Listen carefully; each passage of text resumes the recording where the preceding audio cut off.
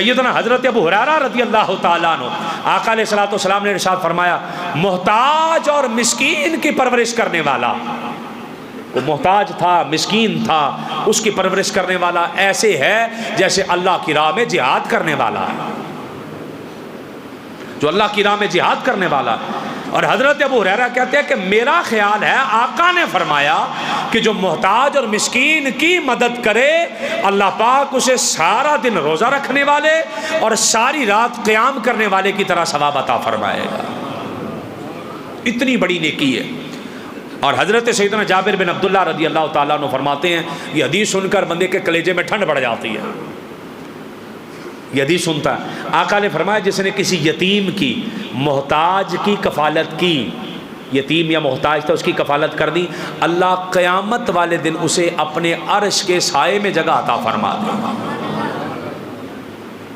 اللہ اسے اپنے عرش کے سائے میں جگہ عطا فرما دے گا۔ اور حضرت سیدنا ابو ہریرہ، حضرت سہل بن سعد، بے شمار صحابہ سے حدیث مروی، آقا علیہ الصلوۃ والسلام نے ارشاد فرمایا، میں اور یتیم کی کفالت کرنے والا، حدیث کا لفظ پھر سنیے گا، آقا نے فرمایا میں اور یتیم کی کفالت کرنے والا قیامت والے دن یوں ہوں گے، انگلیاں جوڑ کر فرمایا میں اور وہ یوں ہوں گے اور میرے ساتھ ہی وہ بندہ جنت میں جائے گا جس نے یتیم کی کفالت کی۔ آقا علیہ الصلوۃ والسلام، حضرت عبداللہ بن عباس سے حدیث مروی، آقا نے فرمایا جس نے کسی دو مسلمانوں کے درمیان، یعنی دو مسلمان ہیں، دو گھر ہیں یا دو لوگ ہیں، ان کے درمیان کوئی یتیم بچہ رہ رہا ہے اور کسی بندے نے اس یتیم بچے کی کفالت کی ذمہ داری لے لی، اللہ اسے ضرور جنت میں داخل فرمائے گا۔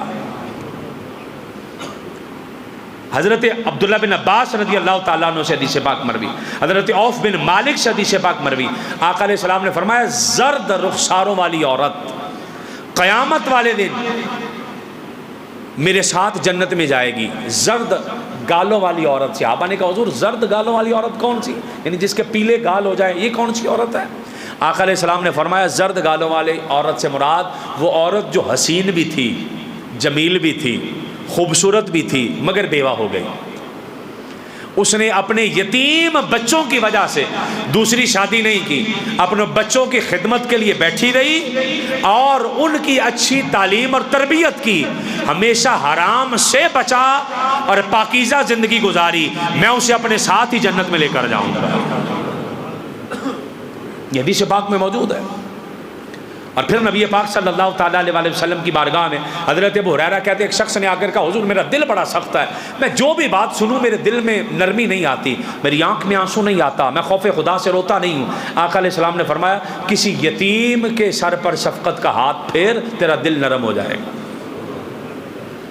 تیرے دل کی سختی دور ہو جائے گی۔ بندہ نہیں کہتا جی میرے پرواہ ہی نہیں کسی بات کی، جی خیر ہے جو ہوتا دیکھا جائے گا۔ فرمایا کسی یتیم سے اچھا سلوک کر، اللہ تیرے دل کو نرم کر دے گا۔ اور آقا علیہ الصلوۃ والسلام کا فرمان ہے، نبی پاک صلی اللہ تعالیٰ علیہ وسلم نے فرمایا کائنات کا سب سے بہترین گھر وہ ہے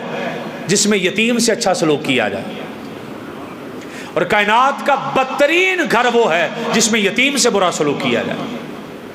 تو یتیم کے سر پہ شفقت کا ہاتھ رکھ دینا، یتیم کے ساتھ اچھائی کر دینا، یتیم کے ساتھ رحمت بھرا سلوک کر دینا، یہ اتنا اللہ پاک کو پسند ہے۔